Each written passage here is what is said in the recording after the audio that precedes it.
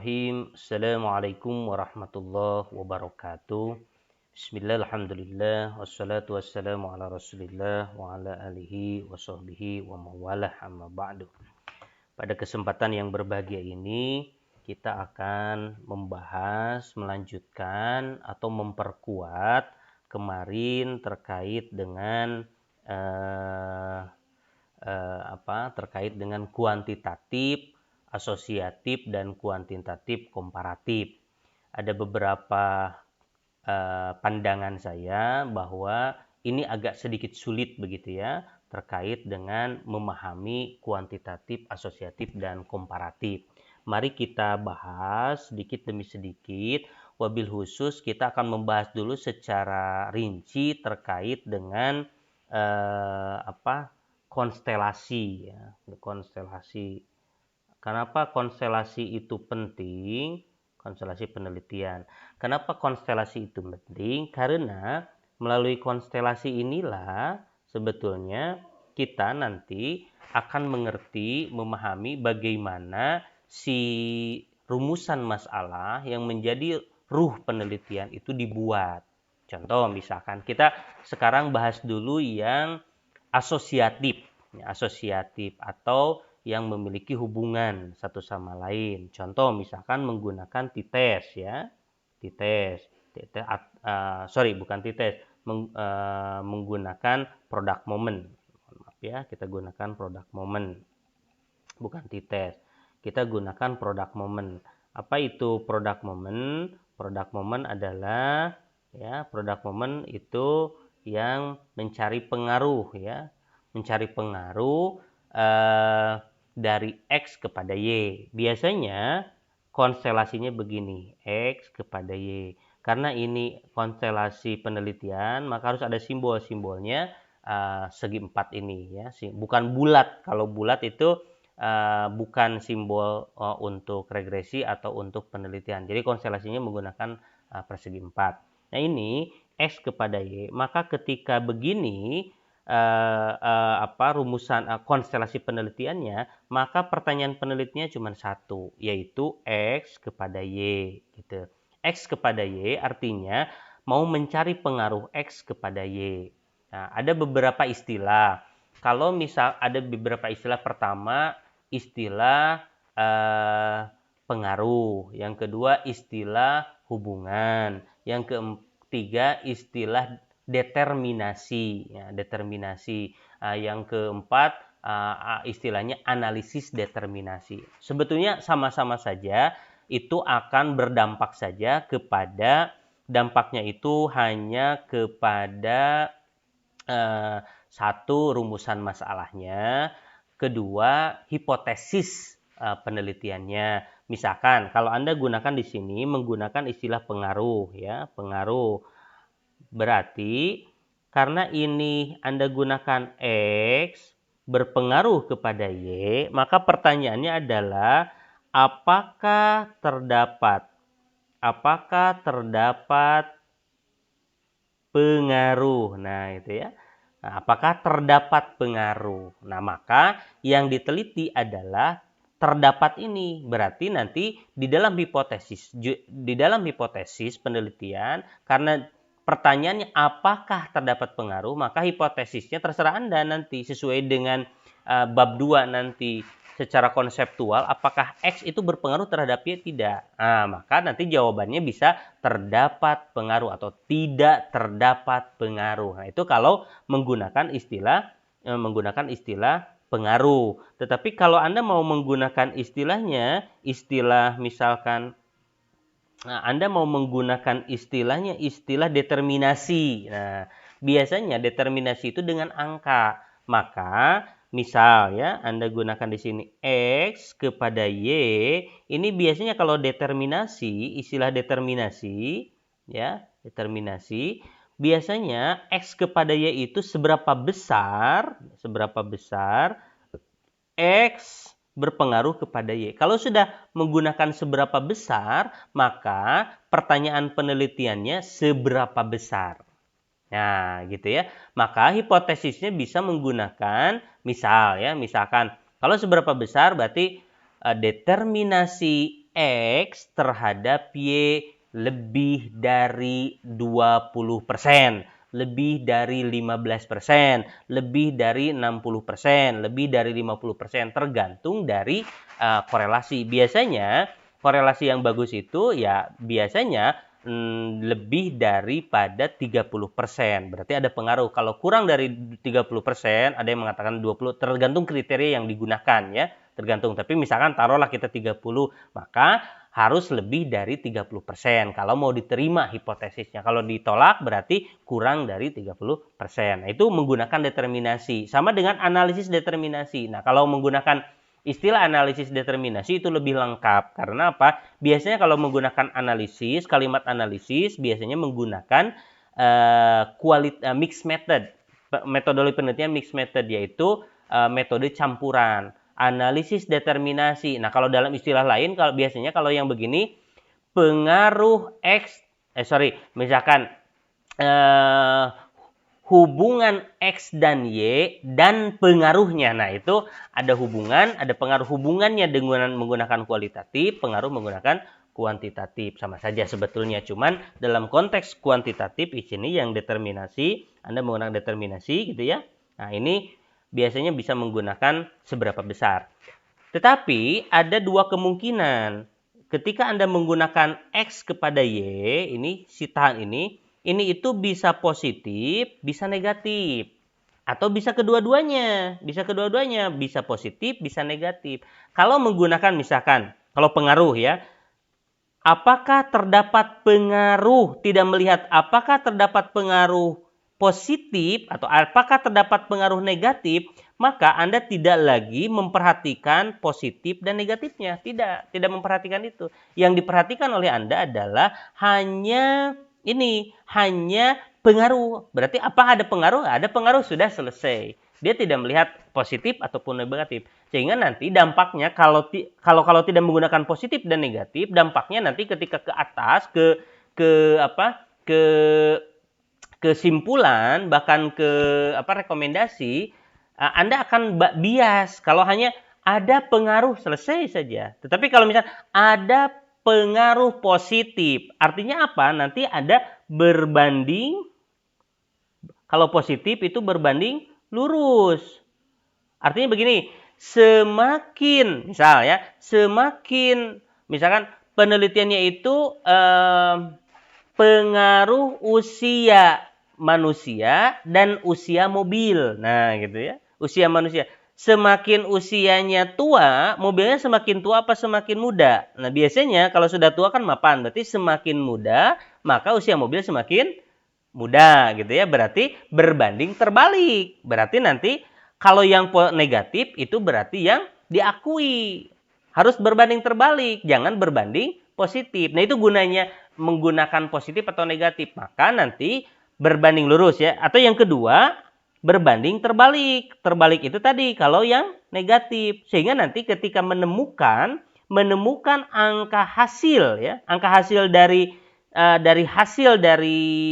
analisisnya apakah positif atau negatif, positif dan negatif itu memiliki makna. Apakah maknanya itu berbanding lurus atau berbanding terbalik? Karena nanti kalau misalkan tidak ditentukan juga positif dan negatifnya, itu rekomendasinya akan bias, akan bingung, hanya mencari aja pengaruh, ada, sudah selesai. Nanti tidak akan ada ditemukan nanti di dalam itu semakin tinggi jabatan maka semakin korupsi, misalkan pengaruh jabatan terhadap korupsi. Semakin tinggi jabatan semakin tinggi keinginan untuk korupsi. Oh, berarti berbanding lurus, artinya positif nilainya. Kalau negatif berarti ditolak, begitu. Maka ini negatif dan positif penting. Walaupun ya boleh-boleh saja Anda tidak menggunakan positif ataupun negatif. Nah, itu yang lalu selanjutnya kita juga ini baru yang X ke Y, artinya baru ke product moment. Bagaimana kalau yang lebih banyak? Nah, contoh X1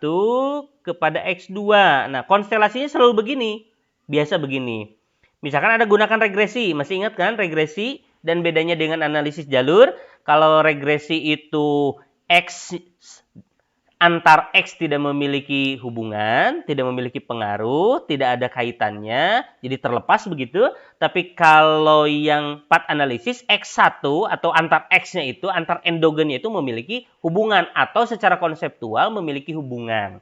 Misal ya, X1 kepada Y, X2 kepada Y. Selalu begini, X1 berhubungan kepada, berpengaruh kepada Y. Satu, berarti pertanyaan pertama adalah X1 kepada Y. Pertanyaan pertama gitu ya. Lalu X2 kepada Y. X2 kepada Y. Nah, begitu. Lalu, ini tidak cukup kalau regresi, harus ada secara simultan atau harus ada secara bersama-sama. Maka X1 dan X2 berpengaruh kepada Y. Jadi pertanyaan ketiga, X1, X2 kepada Y. Jadi pertanyaannya ada berapa? Ada berapa? Ada 1, 2, dan 3. Jadi pertanyaannya, rumusan masalah yang dikembangkan adalah X1 kepada Y, X2 kepada Y, X1, X2 secara simultan kepada Y. Inilah konstelasi penelitian yang menentukan jumlah rumusan masalah. Ini kan rumusan masalahnya 1, 2, 3. Begitu. Nah, ini kalau X-nya itu ada, variabelnya ada 3. Variabel 1, variabel 2, variabel 3. Harus diingat kemarin bahwa variabel Y ini adalah sumber masalah. Dan memang variabel Y inilah yang memang harus menjadi yang terdampak. Artinya yang dependent. Kalau X1, X2 independen, maka yang independen itu banyak tentu saja. Maka nanti di sini ada variabel yang namanya epsilon. Nah, epsilon itu tidak kotak tapi bulat. Epsilon, apa itu epsilon? Variabel yang diteliti. X1, X2 itu hanya yang diteliti. Epsilonnya tidak diteliti. Maka nanti dalam penelitian kuantitatif asosiatif yang Anda cari itu ini. 1, 2, 3. Nah, ini epsilon ini sebetulnya yang keempat, tapi yang keempat itu tidak dilihat, tidak diteliti. Bisa jadi misalkan ini secara garis besar semuanya 80% pengaruhnya, maka yang epsilon 20%. Karena 100%, 100 dikurangi 80 menjadi 20. Atau misalkan ini X1, X2 secara bersama-sama itu 15%, kecil banget. Maka epsilonnya adalah 85%. Nah, itu cara logika kita untuk melihat kuantitatif ya. Contoh yang lain misalkan, saya mah pingin yang lebih banyak ya, X-nya atau endogennya lebih banyak. Mangga, yang lebih banyak misalkan. Yang lebih banyak itu berapa? 3, 4, 5, mangga. Saya macam mau 4 variabel, X-nya 3, Y-nya 1, mangga. Contoh, X1, X2, X3 kepada Y. Karena ini yang diteliti, yang ngotak gitu ya. Yang tidak diteliti itu namanya epsilon, bulat. Semuanya berpengaruh, X berpengaruh kepada Y. X2 berpengaruh kepada Y. X3 berpengaruh kepada Y. Epsilon juga berpengaruh kepada Y, tapi tidak diteliti. Lalu selanjutnya kalau regresi, ini kesemuanya berpengaruh terhadap Y. Maka pertanyaan penelitiannya ada 1, X1 kepada Y, lalu 2, X2 kepada Y, lalu 3, X3 kepada Y. Lalu ini yang secara bersama-sama, ini ada keempat, X1, mohon maaf di sini ya, X2, X3 kepada Y. Jadi ada pertanyaannya, ada pertanyaan nomor 1, nomor 2, nomor 3, dan nomor 4. Inilah konstelasi penelitian. Epsilon tidak dihitung. Nanti kita itu sebetulnya dalam kuantitatif akan mencari nilai pengaruh X1 kepada Y berapa? Nomor 1. Nomor 2, X2 kepada Y berapa? nomor X3 kepada Y berapa? X2, X1, X2, X3 kepada Y secara simultan berapa? Maka inilah yang akan diuji dalam statistik. Namanya uji hipotesis. Nah, begitu. Jadi, hipotesis 1, hipotesis 2, hipotesis 3, hipotesis 4. Kenapa? Pertanyaan penelitiannya ada 4, hipotesisnya ada 4, uji hipotesisnya juga ada 4. Jadi, begitu cara mempermudahnya kita dalam penelitian kuantitatif yang asosiatif. Saya mau 4, mangga. Mau 4X, berarti ada 5 variabel. Contoh, X1, X2, X3, X4 kepada Y sama. Posisinya tadi sama seperti ini. Berarti X1 kepada Y, X2 kepada Y, X3 kepada Y, X4 kepada Y. Dan secara bersama-sama kepada Y. Ada berapa? Hitung saja. 1, 2, 3, 4, 5. Berarti ada 5 rumusan masalah. Ada rumusan masalah X1 kepada Y, rumusan masalah X2 kepada Y, rumusan masalah X3 kepada Y, rumusan 4X4 kepada Y, dan rumusan kelima X1, X2, X3, X4 kepada Y. Maka ini rumusan itu akan menjadi hipotesis. Hipotesisnya apa? Mohon maafnya ini epsilonnya belum ada, epsilon yang tidak diteliti. Maka hipotesisnya 1. Nah, hipotesis itu menyusunnya tergantung dari tadi rumusan masalah. Apakah rumusannya menggunakan istilah pengaruh? Apakah terdapat pengaruh? Adakah pengaruh atau apakah terdapat pengaruh? Sama saja. Adakah pengaruh? Apakah terdapat pengaruh? Sama. Atau menggunakan determinasi. Kalau determinasi seberapa besar? Tinggal nanti kita lihat kriteria besarnya. Yang berpengaruh itu berapa persen? Nah, tergantung kriteria, biasanya kriteria korelatif, korelasional, ya, kriteria korelasi, analisis korelasi, biasanya menggunakan Pearson. Nah, gitu. Jadi, ini yang disebut dengan regresi. Kalau yang tadi X1 kepada Y itu single regression. Kalau sudah ada 2, X1, X2 kepada Y, X1, X2, X3 kepada Y, X1, X2, X3 kepada X4 kepada Y, atau X1 sampai Xn, berapapun silahkan kepada Y, itu disebut dengan regresi. Oke, itu ya. Nah, selanjutnya, bagaimana kalau seandainya kita X-nya itu berhubungan atau saling memiliki pengaruh? Nah, itu jangan menggunakan regresi, tapi harus menggunakan analisis jalur. Apa itu analisis jalur? Analisis jalur itu X-nya berhubungan dengan X. Contoh, tidak mungkin 1, berarti ada 2. X1 dengan X2 misalkan ternyata secara konseptual memiliki hubungan. Contoh, misal ini kepemimpinan, ini budaya sekolah, ini kinerja guru misalkan. Maka kepemimpinan kan bisa menciptakan budaya sekolah. Karena budaya sekolah dihasilkan dari kepemimpinan. Tapi jangan kebalik. Jangan sampai budaya sekolah kepada kepemimpinan. Jadi budaya sekolah dulu terus kepemimpinan. Tidak. Ya, walaupun sah-sah saja nanti kalau Anda mau menggunakan cara begitu konstelasinya. Tapi harus logis. Harus sangat logis. Nah, contoh.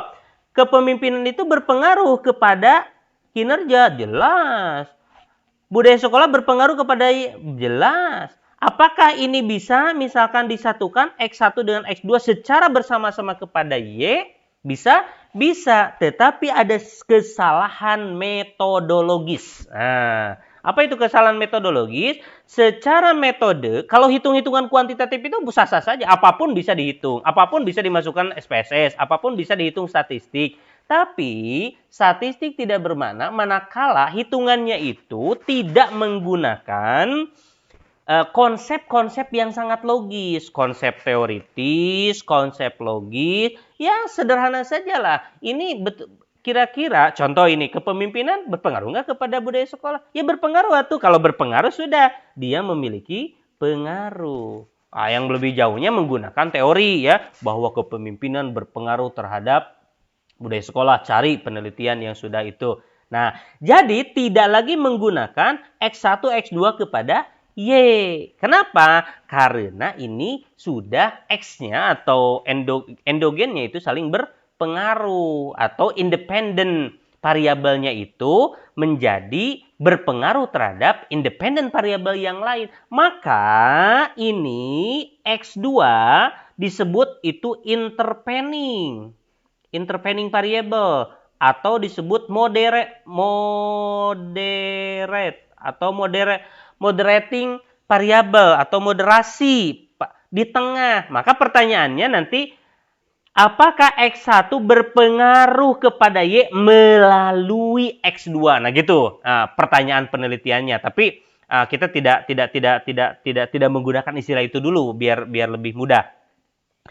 Nah, ketika menggunakan path analisis, misalkan ini X1, X2, XY, maka Anda akan menemukan pertanyaan ke-1, pertanyaan kedua, dan pertanyaan ketiga. Jadi ada berapa pertanyaan? Ada 3. 1, X1 kepada Y, 2, X2 kepada Y, 3, X1 kepada X2.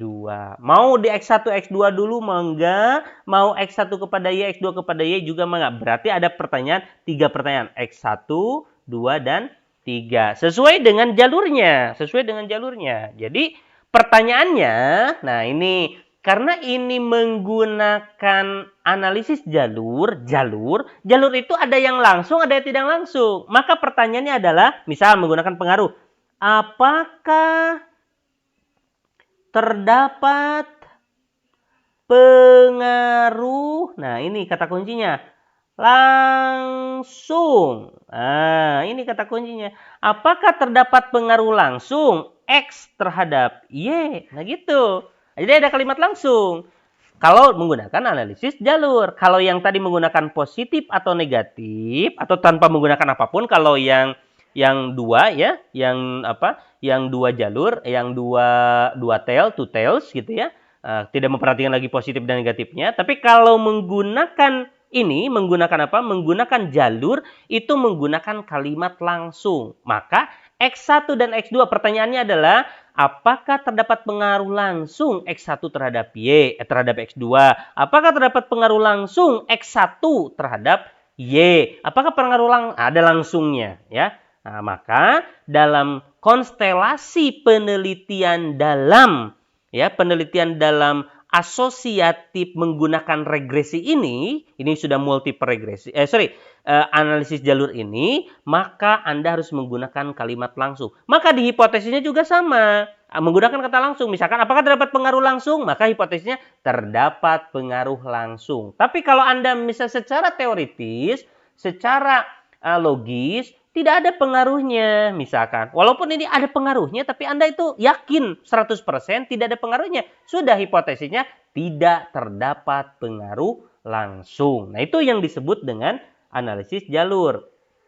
Bagaimana kalau Anda misalkan ingin lebih dari 2 variabel independen atau endogen?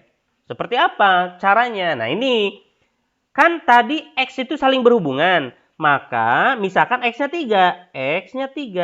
Tidak mungkin divertikalkan begini. Nah, kenapa kalau divertikalkan begini? Nanti akan begini, X1, mohon maaf ya, kita contoh kalau divertikalkan, bisa-bisa saja sebetulnya, cuman gambarnya tidak etis gitu. Nanti akan ke sini. Nah, begitu. Ini ke sini. Lalu ini ke sini, lalu ini Y. Nah, nanti ini ke sini, ini ke sini, ini ke sini. Nah, gambarnya jadi ada ke sini. Ya, ke sini. Tapi tidak bagus. Maka digeser. Bagaimana cara menggesernya? Nah, cara menggesernya adalah seperti ini. X1, X2, disimpannya di sini X3-nya. Nah, gitu. Di sini Y. Nah, contoh misalkan ya, kita akan gunakan, misalkan kita buat contoh. Masalahnya apa? Masalahnya misalkan kualitas pembelajaran. Oke. Kira-kira kualitas pembelajaran itu dipengaruhi oleh apa? Nah, ini ya, kualitas pembelajaran itu dipengaruhi oleh apa saja sih? Kualitas pembelajaran itu. Oh, kualitas pembelajaran itu misalkan kompetensi pedagogiknya. Kompetensi pedagogiknya, oke. Kompetensi pedagogik. Lalu yang kedua apa? Kompetensi profesional. Nah, pertanyaannya, apakah pedagogik dan profesional itu saling berhubungan? Pedagogik adalah kompetensi guru di bidang cara mengajar, kompetensi profesional lebih diarahkan kepada kompetensi pemahaman, pengetahuan, keterampilan tentang substansi yang diajarkan. Ada nggak? Oh, ada berhubungan. Oke, berarti memiliki hubungan. Oke, satu memiliki hubungan. Oke. Lalu yang ketiga, kompetensi sosial. Apakah kompetensi sosial itu dipengaruhi oleh kependidikan, pedagogik? Misal, kita sepakati, oh pedagogik itu dipengaruhi sosial juga. Oh, berarti berpengaruh. Profesional berpengaruh ke sosial? Oh, berpengaruh, misalkan. Karena semakin tinggi ilmunya, sosialnya lebih tinggi, misal. Oke. Jadi, ada X1, X2, dan X3-nya ini saling berpengaruh. Maka di dalam ini X1, X2, X3 itu saling ada pengaruh. Di sini saja sudah ada berapa pertanyaan? Ada 1, ada 2, ada 3. Ada 3 pertanyaan. Nah sekarang, maka ini itu kan terdampak. Maka di sini ada epsilon. Nah, sekarang ada Y. Y itu apa tadi? Y itu adalah masalah tadi. Masalahnya apa? Kinerja pembelajaran atau kualitas pembelajaran. Pedagogik dipengaruhi jadi ke sini. 1. X2 profesionalis dipengaruhi. X3 dipengaruhi. Ditambah berapa? 3. Berarti ada tadi 1, 2, 3. Ini 4, 5, 6. Jadi ada berapa pertanyaan? Ada 6 pertanyaan. Kita cek satu-satu ya. 1, 2, 3, 4, 5, 6. Jadi ada 6 pertanyaan penelitian. Mau susunannya mangga. Anda mau X1 kepada X2 dulu nomor 1. Misal ya. Kalau Anda mau misal X1 kepada X2 dulu. X1 kepada X3. X2 kepada X3. Selesai. X dulu. Ya internal. Lalu X1 kepada Y. X2 kepada Y. X3 kepada Y. Jadi ada 6 pertanyaan yang harus dijawab dalam penelitian itu. Sehingga rumusan masalahnya ada 6. X1, X2, X1, X3, X2, X3, X1 kepada Y, X2 kepada Y, dan X3 kepada Y. Itulah analisis jalur. Analisis jalur. Nah, kalau misalkan Anda gunakan regresi di sini tidak bisa. Ya, kecuali secara konseptual kompetensi pedagogik dan kompetensi profesional itu tidak memiliki hubungan. Silahkan Anda gunakan regresi. Regresinya namanya regresi linier. Karena ini lebih dari 1, maka disebut multiple regresi atau linear multiple regression. Tapi kalau Anda X1, X2-nya disinyalir secara meyakinkan memiliki hubungan, maka gunakan analisis jalur. Nah, konstelasi penelitiannya ini. Maka dari konstelasi penelitian ini, Anda bisa menentukan seberapa banyak rumusan masalahnya. Ada berapa? Ada 6. Apakah Anda nanti bisa menjadi 4 pertanyaannya? Bisa. Tetapi tetap ini harus 6. Karena apa? Nanti ketika hasil hipotesis bisa jadi. Ini bisa jadi. Bisa jadi hasil hipotesisnya adalah oh ternyata X1 itu tidak berhubungan atau tidak berpengaruh kepada X2. Maka ini nanti akan dibuang. Nah, maka ini nanti disebutnya itu nanti ada persamaan regresinya. Nanti ketika dihasilkan oh tidak berpengaruh berarti ini dibuang. Jadi nanti ada model terakhir dari hasil konstelasi ini. Jadi konstelasi nanti ada model akhirnya. Misalkan X1 dan X2 tidak berhubungan, X2 dan X1 dan X3 tidak memiliki hubungan. Misalkan ini 2 tidak memiliki hubungan, maka nanti si rumusan masalahnya itu hanya ini saja. Si jalurnya itu hanya ini saja. Gitu. Tanpa ada ini sama ada ini. Gitu ya, bisa dipahami ya. Jadi itulah yang dimaksud dengan analisis jalur. Boleh analisisnya jalurnya lebih daripada 3X. Ini kan 3X. Misalkan bagaimana 4? Boleh, tetapi lebih sulit. Kenapa? Karena nanti akan membutuhkan konstelasi atau gambar konstelasi yang lebih rumit. Contoh ini, contoh. X1, X2, X3, X4. Ini Y. Berarti kan begini ya. X1 kepada apa dulu? Tadi kepada X1 kepada X2. Lalu X1 kepada X3. X1 kepada X4. X3 kepada X4. X2 kepada X4. X2 kepada X4. Ada berapa pertanyaan? Kita hitung ya. 1, 2, 3, 4, 5, 6. Sesama X-nya saja sudah ada 6 pertanyaan. Belum ke Y.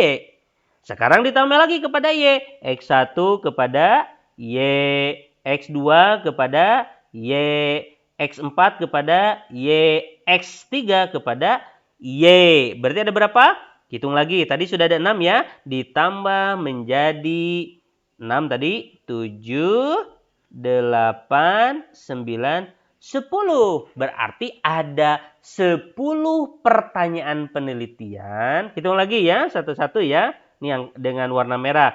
1, 2, 3, 4, 5, 6, 7, 8, 9, 10. Contoh dihitung. X1, X2, X1, X3, X1, X4, X2, X4, X2, X3, X2, X1, X4, sudah 6. Tambah lagi X1Y, X2Y, X3Y. Berarti ada 10 pertanyaan yang menjadi rumusan masalah. Dalam rumusan masalah akan ada derivasinya, ada turunannya menjadi hipotesis penelitian. Berapa? 10 hipotesis penelitian. Dari hipotesis penelitian itu nanti harus dijawab dengan menggunakan analisis data, yaitu menggunakan uji hipotesis. Sebetulnya penelitian kuantitatif itu akan mencari ini saja, mencari jawaban-jawaban yang ini. Apa yang dicari? Tergantung rumusan masalah, cara narasinya. Misal, narasinya itu apakah terdapat, berarti mencari ada nggak pengaruh? Apakah terdapat pengaruh? Ada, berarti dicari apakah ada pengaruh? Berarti dicari nanti nilai F-nya. Atau kalau determinasi berapa besar? Cari nilai T-nya. Berapa persen? Nah, begitu ya. Bagaimana persamaan regresinya? Berarti kalau Anda nanti judulnya regresi gitu ya. Regresi linear X terhadap Y. Berarti Anda ditanyakan bagaimana seberapa persamaan regresinya. Nah, gitu ya. Jadi Anda itu sebetulnya ketika memahami konstelasi penelitian ini, Anda akan lebih mudah untuk satu, menyusun rumusan masalah atau pertanyaan penelitian. Yang kedua, menentukan hipotesis penelitian. Yang ketiga, Anda menjawab pertanyaan penelitian menggunakan analisis statistik, yang mana ujinya adalah uji hipotesis. Ketika menemukan uji hipotesis, baru Anda akan menemukan hasil dari penelitian. Ini cuman lagi. Setelah Anda menentukan di dalam, mohon maaf ya, ini ada iklan, kita tunggu. Setelah Anda menentukan misal begini, X1 ke X2 kepada Y, ini nanti ada ada satu model, yaitu model X1 kepada X2, Y, X2 kepada ini satu model. Nah, tetapi kalau sudah 3, sudah 4, sudah 5, itu nanti akan menjadi beberapa model. Contoh, kita lihat dulu ya, contoh ini. Misalkan Anda X1, X2, X3, modelnya yang begini, yang canonial gitu ya, kepada Y, ini kan modelnya rumit gitu ya. Maka nanti ketika uji hipotesis, Anda akan melihat model-model. Maka ini akan diturunkan. Si model yang ini, yang itu, yang begini, yang rumit itu, akan diturunkan. 1, X1 kepada X2. Ini kan, X1 kepada X2 ini. X1 kepada X2. Yang kedua, X1, X2 kepada X3. Nah, ini model kedua. Model ketiga, X1, X2, X3 kepada Y. Jadi, sebetulnya path analysis itu adalah regresi yang disatukan. Sekali lagi, jadi yang dimaksud dengan analisis jalur adalah regresi yang dipecah. Maka inilah, X1 kepada X2 ini kan regresi. Walaupun ini regresi single regresi. Namanya adalah korelasi, ya. Bisa menggunakan misalnya Pearson atau product moment lah gitu ya. Nah, kalau X1 dan X2 ini juga masih multiple. Ini lebih multiple lagi. Artinya apa? Ketika Anda menggunakan analisis jalur, itu sebetulnya Anda menggunakan regresi, tapi dalam skala yang lebih daripada satu. Artinya ada model-modelnya. Yang dihitung ini sesuai dengan modelnya. Ada model 1, model 2, model 3. Nah, nanti Anda menghitungnya itu adalah model 1 bagaimana, model 2 berapa, model 3 berapa. Itu cara nanti cara untuk menentukan analisis di dalam tesisnya. Nah, nanti harus praktek ini memang. Tetapi paling tidak Anda mengerti dulu tentang cara membangun konstelasi. Nah, cara membangun konstelasi. Itu yang kuantitatif asosiatif ya. Mohon maaf dulu ya karena baterainya habis sebentar.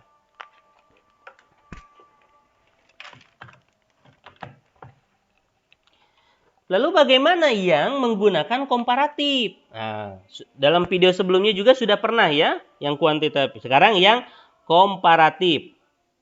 Waduh.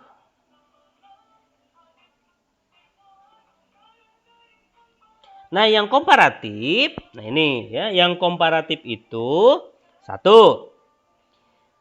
Karena ini misalkan yang komparatif itu yang menggunakan kompermin atau disebut dengan t-test. Contoh, A ini B. Istilahnya menggunakan A dan B. Kalau asosiatif X dan Y. Kalau komparatif A dan B karena disebut faktor ya, faktor A, faktor B. Ini dibandingkan A dan B. Dibandingkan apanya? Boleh dibandingkan nilainya. Nilai A berapa, nilai B berapa. Maka ini dicari min-nya. Ini juga dicari min-nya, maka disebut compare min. Uji yang paling banyak digunakan menggunakan uji t-test atau uji compare min ya. Ya, itu yang kedua, yang pertama. Jadi ini ada satu, ada dua yang dibandingkan dengan melihat satu saja nilai, maka itu disebut dengan compare min. Ini sangat mudah kalau dalam penelitian tugas akhir perkuliahan biasanya di tingkat skripsi ya. Ini untuk kuantitatif bukan kualitatif. Boleh kualitatif misalkan fenomenologis membandingkan dua hal, boleh. Tapi ini konteksnya konteks kuantitatif. Selanjutnya, bagaimana misalkan kalau lebih daripada dua? Nah, disebut ANOVA. Caranya bagaimana? Konstelasinya. Ya, konstelasinya begini.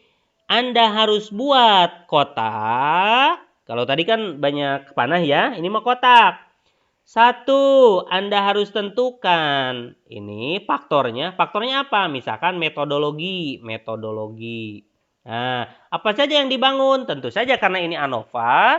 Misalkan Anda itu satu jalur, hanya metodologi saja. Tetapi kalau dua kan metodologi, itu nanti menggunakan t-test. Kalau mau ANOVA harus lebih daripada dua. Maka ini A, gitu ya. Ini A, ini B. B-nya apa? Misalkan di metodologi itu mau dicari apanya? Oh, prestasi. Oke lah, prestasi berarti B. Prestasi B kan? Berarti metodologi A, misalnya metodologi jigsaw. Kita kasih kode 1. Lalu metodologi group investigation, GI, kita kasih kode 2, berarti A2. Ya, yang ketiga adalah misalkan think share pair, TPS, berarti nomor 3. Berarti ini A1B, A2B, A3B gitu. Ada kotaknya ya. Jadi ingin mencari prestasi di A1, A2B, A3B. Pertanyaannya adalah bagaimana cara merumuskan masalah? Tinggal ini mah satu jalur mudah. Berarti caranya adalah A1B dengan A2B, 1 berarti A1B dibandingkan dengan A2B. Bisa paham ya? Oke, selanjutnya. Yang kedua adalah Anda membandingkan ini boleh? Boleh. Nah, A1B dibandingkan dengan A3B. Ada yang masih kurang? Ada. Mana yang belum? Ini. A2B sama A3B. A2B sama dengan A3B. Jadi pertanyaan penelitiannya adalah ada 3. A1B, A2B, A3B, A3B. A2B, A3B. A2B, A3B. Jadi ada 3 pertanyaan. Kita hitung lagi.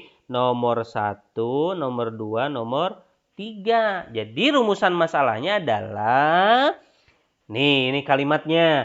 Apakah terdapat perbedaan? Nah, gitu ya. Apakah terdapat perbedaan? Perbedaan yang mana? Perbedaan A1B, A2B, perbedaan A1B, A3B, perbedaan A2B, A3B. Jadi istilahnya juga apakah terdapat perbedaan? Atau kalau mau yang lain, misal apakah terdapat perselisihan? Bukan selisih fight ya, tapi perselisihan itu perbedaan. Ya, ada selisih enggak? Ada gain enggak? Gitu ya. Nah, itu dalam penelitian komparatif. Cara menyusun konstelasinya seperti ini. Jadi jangan pakai kotak-kotak tadi yang pakai panah-panah. Tidak. Kalau komparatif menggunakan tabel-tabel seperti ini. Contoh lagi misalkan pas saya ingin, ini ANOVA ya. Sekali lagi ini ANOVA atau disebut ANOVA satu jalur. Kenapa satu jalur? Karena satu jalur. Jigsaw, group instruction, think, fair, share, satu jalur. Ininya tidak ada, ke bawah tidak ada. Jadi ini disebut ANOVA satu jalur. Bagaimana yang lebih dari satu jalur? Oke, yang lebih dari satu jalur disebut ANOVA dua jalur. Atau disebut MANOVA. MANOVA itu adalah multiple analysis of varian. Jadi variannya banyak. Atau disebut dengan MANOVA. Misal begini. Tetap Anda membuat konstelasinya itu sama membuat kotak. Karena ini dua jalur, maka kotaknya jalur ke-1, jalur kedua. Jadi dua jalur. Maka di dalam jalur kedua, ini kan, ini yang ditelitinya. Berarti ini satu jalur. Taruh mau 1, mau 2, mau 3, mau 4, terserah. Ininya mau berapa? Misalkan metodologi tadi. Metodologi mau 1, mau 2, mau 3, terserah. Sekarang 2 saja yang lebih mudah. Ini jigsaw, ini group investigation. Ini metodologi ya. Tadi kodenya apa? A. Ini A1, A2.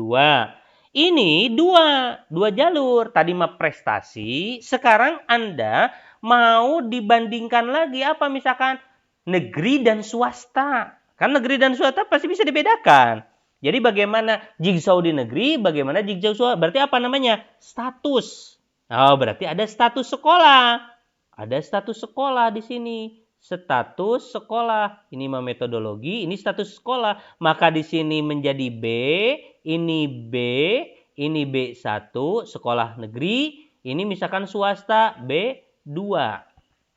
Maka lihat di sininya. A1, mohon maaf ya. A1, B1, A2, B1. Oke, berarti di sini A1, B2, di sini A2, B2. Ada berapa? Ada 4. Sekarang harus dibandingkan. Mana yang dibandingkan? Pertama yang dibandingkan itu A dan B dulu. Kan A dan B. Artinya apa? Metodologi hasil atau compare mean-nya metodologi dan compare mean-nya status sekolah. Berarti A dan B. Nah, ini sudah satu.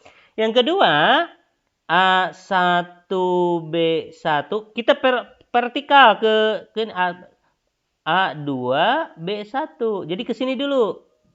Ke sini dulu. Berarti A1, B2 kepada A2, B2. Sekarang balikan ke bawah.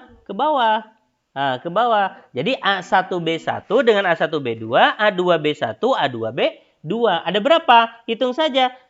1, 1, 2. Tadi kan? Ini ke sini 1, 2.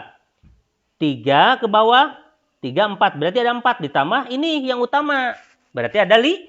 Jadi rumusan masalahnya ada 5. Ada A kepada B, ada A1B1, A2B1, ada A1B2, A2B2, ada A1B1, A1B2, A2B1, BA2, B2. Ada berapa pertanyaan? Ada 5. Jadi semakin banyak variabel yang Anda tentukan, maka akan semakin complicated Anda membandingkan. Nah, itu kuncinya. Nah, tapi caranya lebih mudahnya Anda menggunakan konstelasi penelitian. Nah, ini yang disebut dengan MANOVA.